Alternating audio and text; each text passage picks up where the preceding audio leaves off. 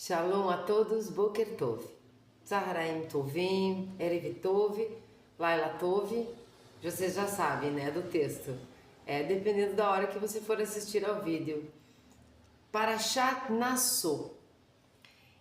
Eu vou ler do capítulo 5, do versículo 11, até o final aqui da frase, para nós compreendermos bem, até o versículo 16, o 15 inteiro. Eu vou ler e depois nós vamos conversar. Mas antes de mais nada, sejam todos muito bem-vindos. Eu quero lembrar ou dizer para vocês, caso alguém não saiba, que Nassau significa levantar, não é? Levanta a cabeça. Mas em que sentido? Então, vamos lembrar que o povo estava vindo daquela contagem, não é? Aqui nós temos na Parashat Bamidbar, não é? Por isso o livro acaba se chamando Bamidbar, se chamando números em português, porque há uma contagem aqui, já falamos que são pessoas únicas, não especiais, mas únicas, então Deus quer que todos sejam contados, Deus conta o tempo todo, tem o vídeo aqui de Bamidbar.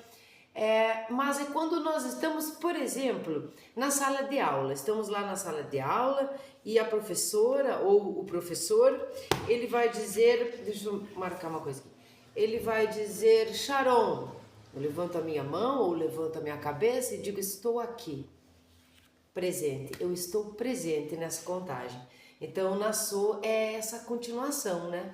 É esse levanta a cabeça, você está aí. Eu vou ler o capítulo desse versículo 11 até o 15 e nós vamos conversar sobre isso. Eu vou utilizar o Rafael Hirsch e vou ler o que ele comenta aqui do versículo 12. E depois eu não vou ler até o que ele comenta do 15 e tudo mais, que nós vamos entrar num assunto, o que era feito, né, com a mulher pseudo-adúltera, ou aquela que era adúltera mesmo e tudo mais, porque eu quero focar aqui em outra coisa, não é? Focar nesse deserto mesmo, nesse lugar plano, nesse lugar meio que marasmo, meio que monótono, mas longo da nossa vida.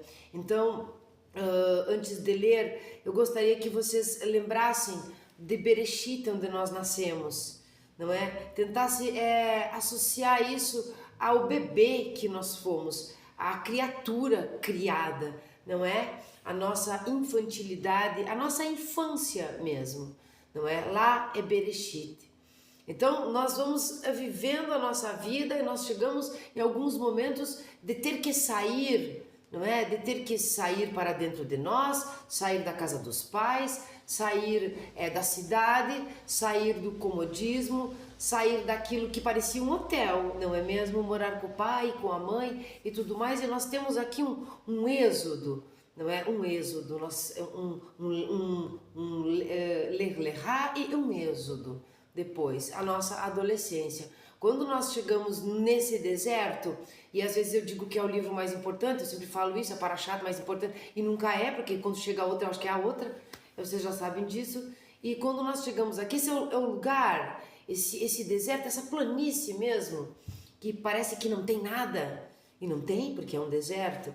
É o tempo maior da nossa vida, é onde nós mais passamos aqui, porque depois disso nós vamos continuando e poderíamos falar até em Devarim, que chegamos à nossa velhice, não é? Que as coisas acontecem de novo, perguntas no começo, lá dos 13, perguntas depois dos 60, por isso eu vou colocar esse vídeo tanto aqui na playlist das Parashiot, como lá na playlist dos 13 aos 60, porque essas perguntas, porque esses desafios, eles se repetem na nossa vida, não é? Nós temos muitas perguntas lá em Êxodo, nós temos muitas perguntas como adolescentes, não é? Principalmente nesse momento que nós não somos, nós viemos de algumas vertentes diferentes, nós temos tradições diferentes, eu trago isso para nós de uma maneira abrangente, mas nós temos essas perguntas, esses desafios,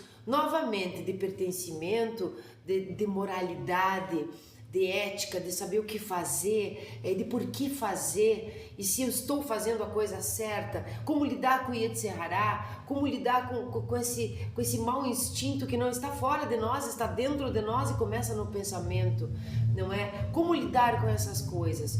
Então nós vamos falar sobre isso, sobre este tempo maior da nossa vida, esse tempo onde nós vamos casar, nós vamos ter filhos, nós vamos estudar, nós vamos estabelecer uma profissão e tudo mais. E é no deserto, é nesse lugar que às vezes parece não ter um marco ali, uma referência, porque o deserto, não existem referências no deserto. Nós vamos entender aqui a importância da entrega, da outorga da Torá antes de entrar neste livro, né, essa importância que teve, porque ela é esse marco, ela é essa referência para o povo naquele momento. Então, qual é a nossa referência? Que referência nós temos para passarmos por esse deserto da maneira menos dolorosa, porque vai ser dolorosa, mas menos e tudo mais. Então eu vou ler aqui o começo e para nós entendermos sobre o que nós vamos conversar realmente aqui. Então o capítulo 5 de Bamidbar da Parashat Nassó, versículo 11 diz: E o Eterno falou a Moshe dizendo: Fala aos filhos de Israel e diz-lhes: Quando uma mulher se desviar de seu marido e ele for infiel e houver se deitado com um homem, juntando-se e for oculto aos olhos do seu marido, e ela se tiver ocultado estando impura, e não houver testemunha contra ela, e ela não for apanhada no ato, quando passar sobre ele o espírito de ciúmes, e se enciumar de sua mulher, e ela se impurificou, ou passar sobre ele espírito de ciúmes, e se enciumar de uma mulher, e ela não se impurificou, o marido trará sua mulher ao sacerdote, e trará sua oferta por ela, a 10ª parte de uma efá de farinha de cevada, não derramará sobre ela azeite, nem porá sobre ela incenso, porque ela é oblação de ciúmes, oblação memorativa que recorda a iniquidade.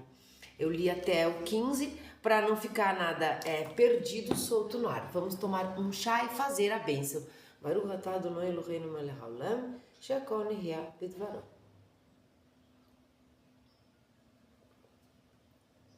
O que à primeira vista a gente consegue perceber, porque a nossa intenção é trazer para nós, para os dias de hoje, para todos os dias da nossa vida, porque a vida muda, o mundo é dinâmico, até os direitos são dinâmicos, mas o ser humano, na sua essência, nos acontecimentos, nesses desafios, nesse lugar ermo, esse ser humano é o mesmo.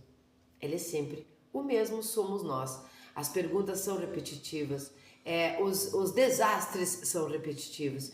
Então nós vemos aqui que existia um clímax, não é? No Monte Sinai foi recebida a outorga. Nós entendemos aqui todo aquele processo antes que a gente vinha de Sfirat HaOmer, né, de contar o Homer, de nos purificarmos e tudo mais para receber a Torá. É uma purificação onde metaforicamente nós estamos entrando num casamento.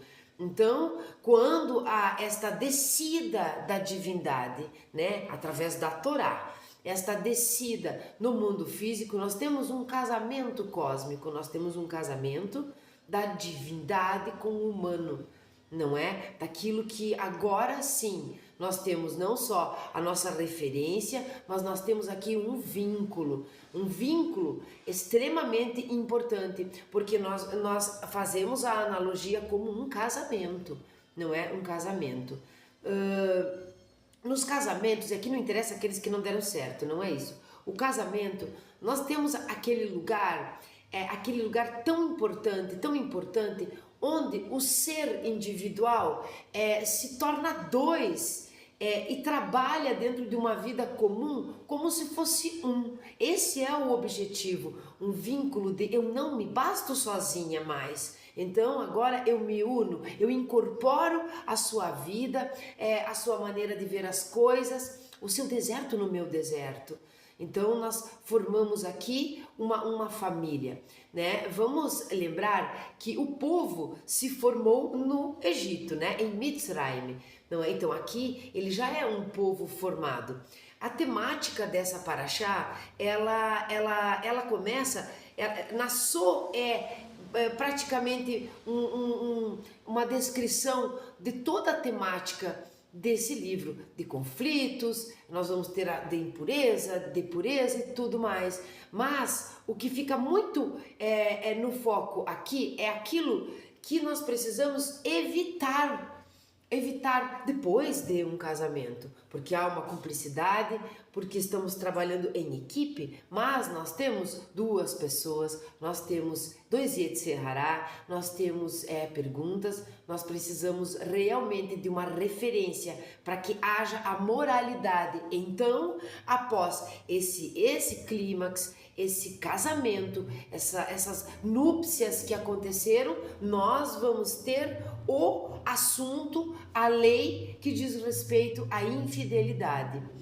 Então, quando nós pensamos de uma maneira geral, não somente no casamento matrimônio, casamento mundano, essa infidelidade quando diz respeito à idolatria, a ser infiel aos parâmetros que a Torá coloca na nossa vida, toda essa infidelidade que porventura pode acontecer e acontece porque é um lugar de transgressões, não é? O deserto foi um lugar de transgressões. A Torá conta histórias conflitantes, histórias verdadeiras. A Torá não é pudica. A Torá fala as verdades do ser humano que transgride regras, que às vezes transgride regras para chegar em algum lugar que estava de alguma maneira pré-determinado, então tinha que ser ali. Alguns desvios que nós fazemos na nossa vida, desvios errôneos, erros mesmo, e às vezes desvios, mas que nós podemos fazer a tchuvá, nos arrepender ou simplesmente consertar aquilo ali que aconteceu. Não é? Quando nós falamos de infidelidade, nós estamos falando de algo mais profundo. Quando existe a infidelidade, não é? Aqui é representativa a mulher e tudo mais. Quando há essa infidelidade, há uma deslealdade. Há uma deslealdade com o cônjuge, com aquela pessoa a qual nós nos vinculamos, e há uma deslealdade conosco, com o templo do nosso corpo, com aquele intelecto que está machucado, ele está sem eira, está sem foco, está sem referência. Esse deserto, neste deserto, a referência é a Torá.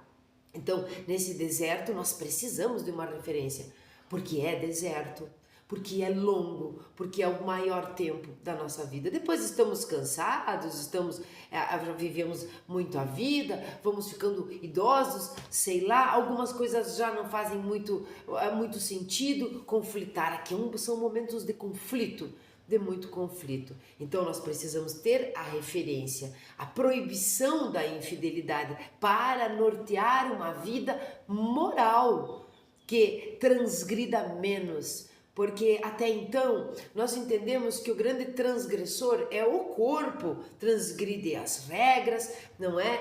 Acata os desejos, faz o que não deve, come demais, trai, se vende. Mas quando nós enxergamos esse corpo, enxergamos ele como uma única coisa, juntamente com a alma, nós não conseguimos mais diferenciar o que é alma divina, o que não é. Nós percebemos que nós somos uma só coisa e que sedenta por experimentar as coisas, por transgredir por vezes, porque ainda não tem essa referência, porque ainda não conhece a vida. Esta sede vem da alma.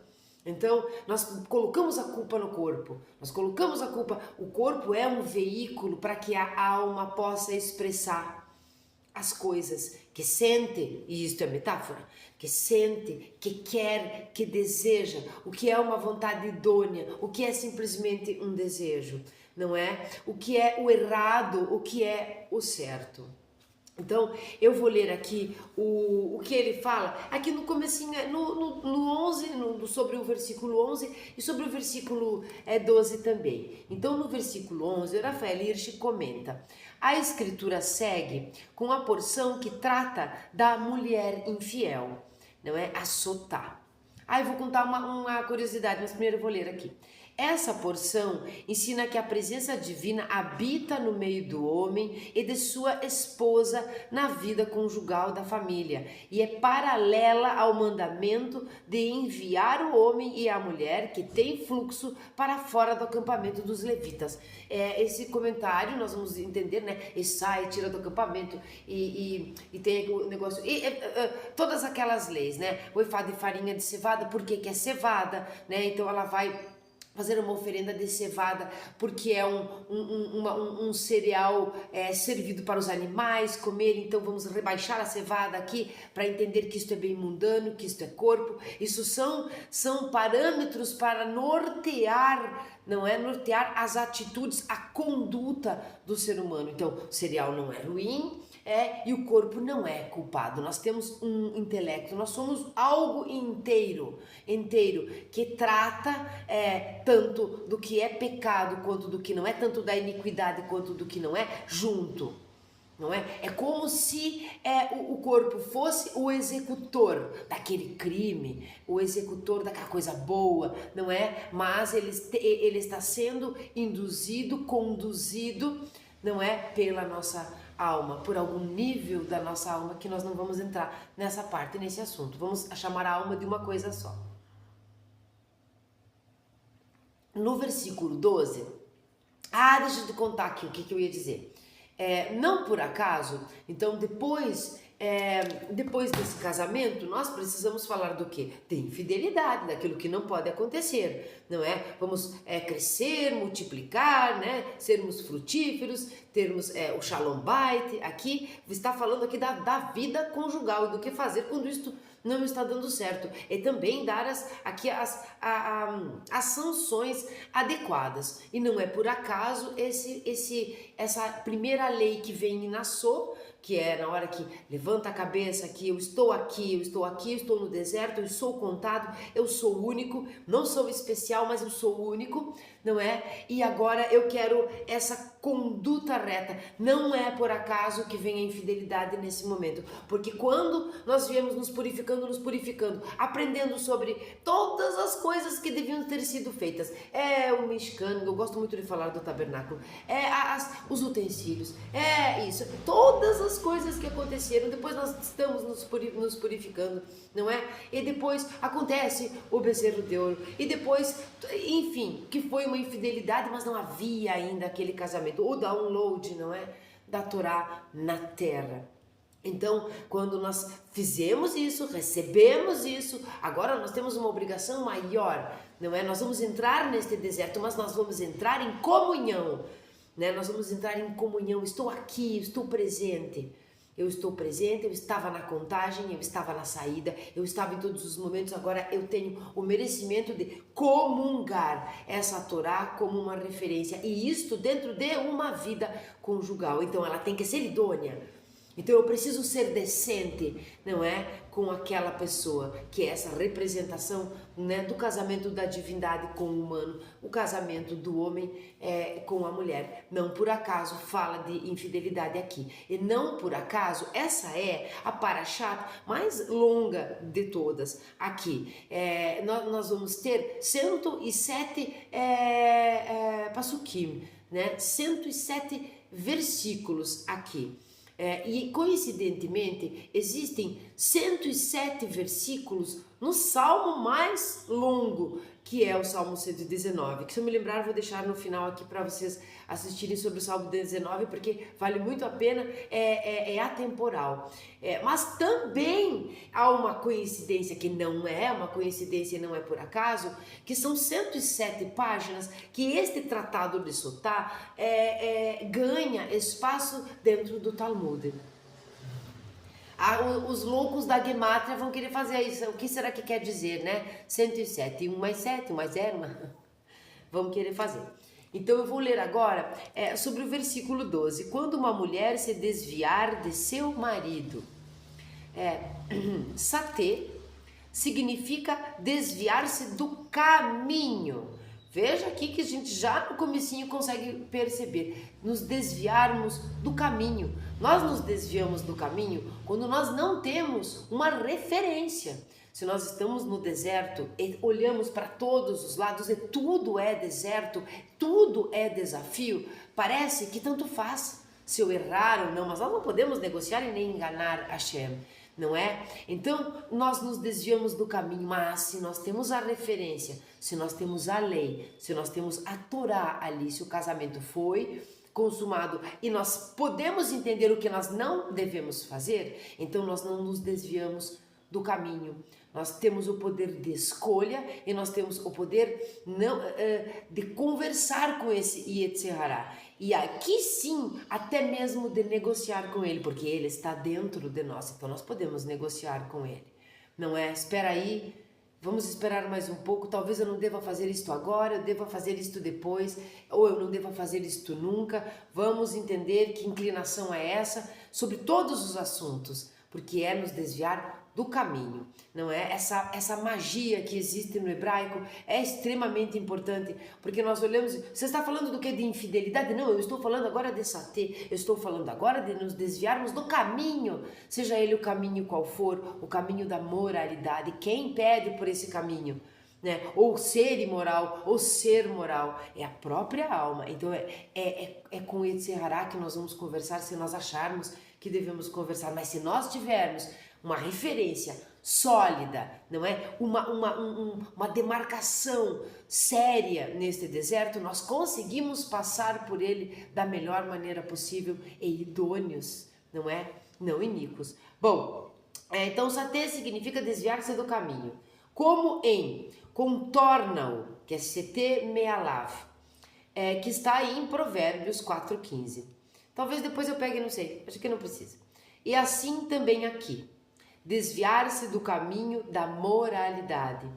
Da mesma forma, chatê, em aramaico, indica um desvio do caminho do intelecto. Vejam como nós temos que ter a referência. Tem que trabalhar aqui. O intelecto precisa trabalhar aqui. Isto é, um equívoco mental. Uma loucura. Os nossos sábios criaram uma conexão entre os dois conceitos. A pessoa não comete uma transgressão a menos que tenha entrado nela um espírito de tolice. Olha só, os sábios dizem, a menos que tenha entrado nela um espírito de tolice. Nós vamos ter que não deixar entrar. Então, não é? Isso está justamente no Talmud Sotá. Toda falha moral é também um equívoco mental e intelectual, pois a verdade moral e a verdade lógica e intelectual estão entrelaçadas. Muito importante. Pois a verdade moral e a verdade lógica e intelectual estão entrelaçadas. A pessoa não comete um pecado a menos que tenha perdido a verdadeira perspectiva das coisas. Aqui ele usa a palavra perspectiva das coisas. Um ignorante, um não adepto do intelecto, ele peca com mais facilidade, porque ele desconhece algumas coisas, ele não entrelaçou esse intelecto, como ele diz aqui, a verdade lógica e a verdade moral, porque a moralidade é algo que o intelecto entendeu como moral. Aqui nós temos a referência da Torá dando as leis. Então você vai assimilar isso, puxar para si pelo intelecto e vai poder trabalhar e negociar com esse Yetzer Hará. Eu resolvi chamar isso com essa tendência da imoralidade que está junto conosco no mesmo lugar onde está a moralidade, só que nós tendo um marco que divide uma coisa da outra, nós tendo uma referência que o intelecto trabalha, nós não agimos com essa imoralidade, embora ela esteja ali. Por quê? Porque o bem e o mal vêm da mesma fonte. Ele for infiel, né? Na continuação do versículo 12. Ma'ala bo mal. Na porção anterior ele está colocando aqui no 5:6, tá? A linguagem meilá de limol mal é falsear em nome do Eterno. Foi usada para nos ensinar que as relações sociais entre uma pessoa e seu amigo também são sagradas a Deus. Também aqui, a palavra meilá é usada para nos ensinar que o laço matrimonial entre um homem e sua esposa é sagrado para Deus. Portanto, é dito no versículo seguinte, estando impura, já que uma mulher que não é digna de permanecer casada é chamada de impura. Então, existiu esse casamento, né? Esse casamento, essa união, né?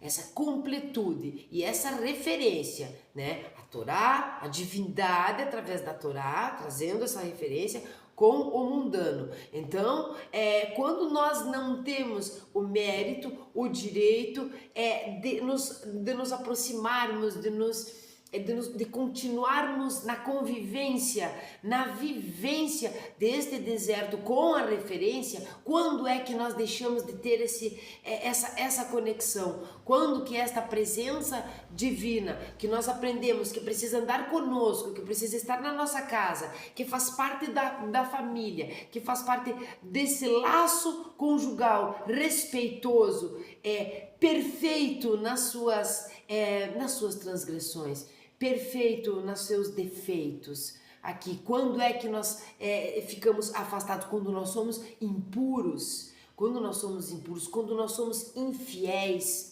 quando nós somos infiéis ao nosso propósito, quando nós somos infiéis às nossas decisões, ao nosso pensamento, ou para agradar algumas pessoas, ou para fazer parte daquilo ali, ou para não se incomodar. Então, eu nego algumas coisas, mas para não me incomodar, é melhor eu não falar nada, mesmo que eu pense diferente. Esta infidelidade deixa a presença divina mais oculta, ofuscada, não porque ela se oculta, mas porque nós estamos impuros aqui. Nós é que temos um borrão no nosso corpo, na nossa imagem. A nossa imagem deve ser a imagem e semelhança de Hashem. Mas se nós estivermos impuros, que imagem e semelhança é essa? Nós ficamos opacos sem brilho. Então, por certo, nós temos dificuldade maior de enxergar, de perceber esta presença divina. E isso tudo acontece nesse deserto, que é o momento maior, é o momento mais importante da nossa vida, que começa em qualquer momento. Aqui começa após o clímax. Recebeu, casou-se, agora vem o deserto. Porque vem os pepinos, porque vem os problemas, porque vem as transgressões, porque vem os desafios. E porque vem a dignidade. Aqui você tem que ser digno, né? O casamento é sagrado. A lealdade do casal um com o outro, acompanhada de uma conduta moral adequada, é chamada de pureza, tá? Isso está no versículo 28. E o inverso é chamado de impureza. Se uma mulher se torna proibida para o seu marido, ela é considerada impura, uma vez que a impureza a remove do casamento, pois o termo impureza sempre significa a remoção de algo do âmbito do templo e de seus artigos sagrados. Entende aqui como fica simples nós entendermos o que é impureza aqui, porque ela é retirada deste marido? Não vamos entrar aqui no assunto se por acaso que não fazem isso com o homem e é com a mulher e tal, não vamos falar de machismo nem de feminismo. Entenda você, seja você um homem que está assistindo, pegue isso para você, não é? O que acontece, o que é impuro aqui? Por que você é retirada ali, daquele convívio conjugal, daquela vida com aquele marido, com aquela cumplicidade que devia ser respeitada, exaltada, devia ser um emular, uma cópia do que aconteceu no sinal daquele casamento, de entregar para o povo, não é? De casar a divindade com o que é humano. Por que é retirado? É retirado porque no templo era retirado do templo. Impureza, impuro não entra, não é? Não há contato com os utensílios. Os próprios utensílios são cacheirizados. Nós sabemos essa maneira kosher de agir na vida prática judaica, que é muito simbólica, é importante que nós entendamos. Então eu vou ler essa parte novamente. Se uma mulher se torna proibida para o seu marido, ela é considerada impura, uma vez que a impureza a remove do casamento, ela fica proibida a este casamento, tá? Assim como, pois o termo impureza sempre significa a remoção de algo do âmbito do templo, não é? E de seus artigos sagrados, é proibido. É isso que significa. O comportamento da mulher descrito aqui no versículo 12 ainda não constitui adultério completo, mas envolve um desvio do caminho da moralidade e da modéstia. Portanto, esse comportamento já forneceu ao marido uma razão justificada para adverti-la a respeito dele.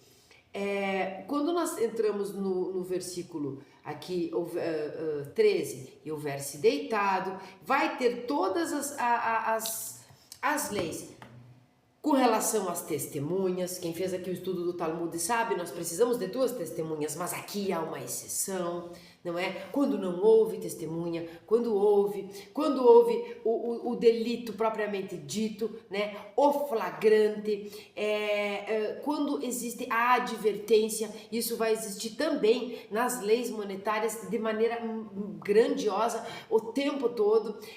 Quando você avisa que aquilo que a pessoa está prestes a fazer é um crime, não é? E você tem testemunhas para atestarem, testemunharem que você avisou, não é? Então, existe este aviso do marido para a esposa, existe um aviso de Hashem. Hashem avisa, ele tem dentro da Torá, dentro dessa referência que nós precisamos ter para sempre, essa referência de conduta, não é? Ali dentro ele tem os avisos, não é? Desde muito antes ele já disse: andares nos meus caminhos, se não andares nos meus caminhos. Todos os avisos estão ali. Então você tem a chance, antes de ceder ao Yetzer Hará, antes desse lugar ermo te pegar de surpresa, antes de haver realmente os conflitos ou a possibilidade de uma infidelidade. Quando ele vai continuando, quando a Torá vai continuando aqui, nós vamos ver o ficar na presença do homem, né? O se deitar com o homem, se aquilo foi algo, ela foi apanhada, não é? Que seria uma coisa de violência ou não, né? O aviso do homem, todo esse processo, porque isso muito depois é que vai vir aquele momento das águas, né? Das águas amargas, que não tem muito a ver aqui com o que eu quero dizer, mas também nós vamos precisar entender que essas águas amargas, essa mará, não diz respeito a ser de um gosto amargo unicamente físico, de paladar, mas as águas da amargura, quando você se vê nesse deserto, quando você perdeu a referência de conduta, perdeu a referência do que é certo e é errado, ou você não está feliz ali, quando você perde essas coisas todas e você age e você peca e você cumpre aquilo que o Yetzer Hará está te conduzindo, você cede. Não é por não ter essa referência, você é imoral de alguma maneira e infiel, há uma infidelidade, há uma deslealdade ali. Quando essas coisas acontecem e você percebe, né? Por quê? Porque conectou a verdade lógica, não é? Com a verdade moral, com a lógica intelectual. Quando você, se toca, vem o quê? As águas amargas, porque não são amargas, mas sim são as águas da amargura, do arrependimento, do sofrimento, porque agora, nesse deserto que você estava tentando entender, tentando passar por ali, não é? Lidando com as suas coisas, lidando com os seus desejos profissionais, de relacionamento, religiosos, de conexão com a divindade. Você estava ali fazendo tudo isso e de repente você perdeu a referência, não entende nem quando foi que isso aconteceu e cai na imoralidade, no erro. Então ali são as águas amargas, as águas que trazem a amargura. Essa paraxá tem muita coisa, como eu disse, é a maior aqui, a maior porção, e nós poderíamos nos alongar e ir muito adiante. Eu achei interessante trazer para nós esse entendimento desse deserto, mas que no deserto, justamente no deserto, no lugar ermo, onde nós não estamos protegidos de nenhuma maneira, está tudo tão, não tem cercas ali, nós recebemos a Torá, não é? Então a referência de uma vida idônea, de uma vida numa completude ali, conjugal, fiel, que vai produzir família, que vai produzir pessoas, cidadãos melhores e tudo mais. Nós temos isso ali, nesse deserto. Então eu achei importante nós entendermos porque é o momento de nós mais vamos passar. Nós passamos por um deserto de 40 anos, não é? Nesse momento de jovem, adulto, e quando nós chegamos em determinada idade, por isso está nas duas playlists, nós enxergamos esse deserto novamente. Parece que fomos jogados novamente no deserto, mas eu já não tinha passado por isso, eu já não entendi essas coisas. Então existem os divórcios, então existem as infidelidades, então existem as transgressões, então existem as infelicidades, as depressões, não é? Mas nós estamos indo para o fim desse ciclo de vida na Terra, humano, nesse momento. Enfim, nós estamos indo para o fim, estamos mais calmos, mas estamos no deserto ainda. E quando eu estava pensando no que falar sobre esta paraxá, para não ler muito e conversar com vocês, eu lembrei que existe, e é uma coisa muito ruim, quando nós nos colocamos em lugar especial, por exemplo, quando nós vemos aqueles judeus idólatras, por exemplo, isso é um horror, é pior do que se fosse um herege. Não é? É como se não tivessem realmente o direito. Ou quando um judeu, ou quando alguém de alguma religião se acha muito especial, melhor do que os outros, porque talvez não tenha entendido o que significa ser ou não escolhido, o que a Escritura quis dizer. Quando nós chegamos aqui, é um lugar perigoso, é um problema enorme, porque nós não nos entendemos, nós nos deparamos com desertos o tempo todo e não conseguimos cercar a Torá. Então eu gostaria de trazer aqui um alento para aquelas pessoas que às vezes vem por exemplo, dentro do judaísmo, uma ortodoxia muito ortodoxa, olha a redundância. Quando você vê aquele religioso, às vezes é rabino, né? Às vezes não, mas aquele religioso que usa como referência a Torá de maneira sem olhar para os lados. É assim que é para fazer, é assim que eu vou fazer. Não existe uma resvalada, não existe uma negociação, não existe possibilidade de não se cobrar se houver transgressão, até mesmo no pensamento. Essa é uma forma ortodoxa, difícil de se manter sempre com essa referência, porque está no deserto até o fim. É como se a vida toda fosse um deserto. Então nós precisamos dessa referência. No deserto não há nada que a gente possa olhar e compreender, é para lá que eu vou, é para cá. Nós precisamos de bússola, nós precisamos dessa referência da Torá, e nós precisamos de uma outra coisa, que é exatamente o que os grandes sábios ortodoxos entenderam, que é as cercas na Torá. Nós precisamos cercar isso. Então esse alento é para que entendam. Às vezes parece porque não são irredutíveis, são muito sérios, não se pode fazer nada, isso não é curtir Hashem. Então essa é uma maneira de fazer a vida ser daquela maneira. Nós não precisamos fazer assim. Nós precisamos ter a ideia desse tempo tão longo de deserto como uma passagem, mas uma passagem que vai deixar frutos num deserto. Vai deixar frutos, já viram frutos no deserto? É como as flores que apareceram, que nasceram do nada no Monte Sinai, na outorga da Torá.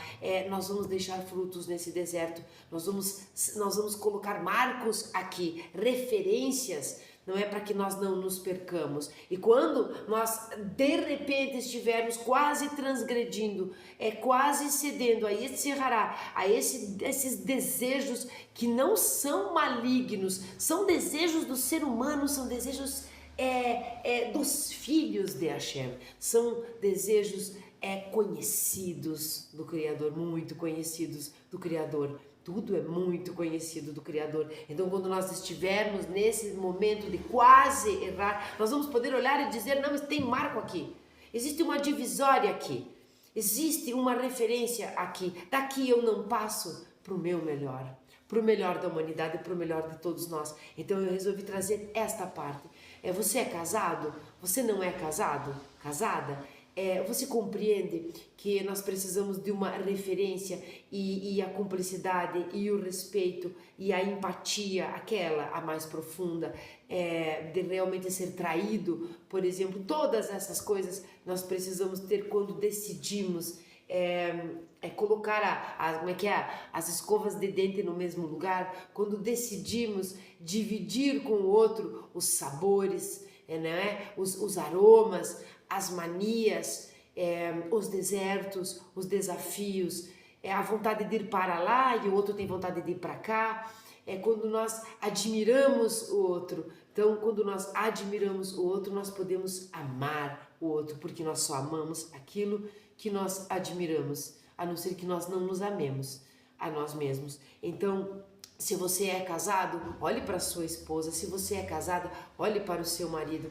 Veja em que fase do deserto vocês estão. Bem no meio, mais para lá, mais para cá, caindo novamente. Existem filhos ali? Que alicerce existe? Existe uma profissão estabelecida? Existe um lar? Existe um tabernáculo que acolhe todos vocês?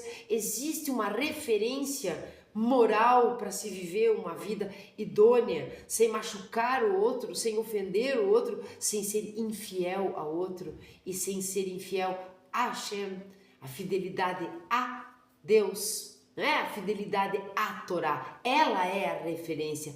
A Torá não existe se nós não existíssemos. Ela não teria motivo de existir. Então eu resolvi trazer este lado. Você está no deserto? Já sabe, lá em Bamidbar, que nós já falamos sobre isso, você está no deserto, fique sabendo, ele é uma rota, não é? Ele é uma rota, ele não é uma meta, ele é difícil e nele existe a referência é religiosa, a referência é a Torá. Por quê? Porque ele é Hashem. Então, o que é que nós vamos seguir? Nós vamos seguir os passos que Hashem nos permitiu conhecer para ter uma vida tranquila e tudo mais. Você já passou do deserto e viu que de repente, depois de passar do deserto, veio outro deserto? Sim, porque esse é o lugar onde nós mais vamos negociar conosco, negociar com as coisas. Nós só não podemos negociar com Deus. Por isso, a referência é a Torá, e ela não está só no primeiro deserto, ela está em todos os desertos da nossa vida, dos 13 aos 60, para não dizer do 0 aos 512 anos, que é o que eu espero que a gente viva nessa vida, porque viver é tão bom, eu quero viver bastante. Então eu espero que vocês tenham gostado, curtam, comentem, compartilhem, comentem aí embaixo que partezinha que eu não falei, porque eu não falei de quase nada, eu falei só desta parte mesmo, que vocês gostariam de falar. Comente aí embaixo o que você pensa sobre essa analogia, essa representatividade tão importante sobre ser fiel a nós, fiel aos nossos propósitos, fiel à nossa índole, né? A nossa não corrupção.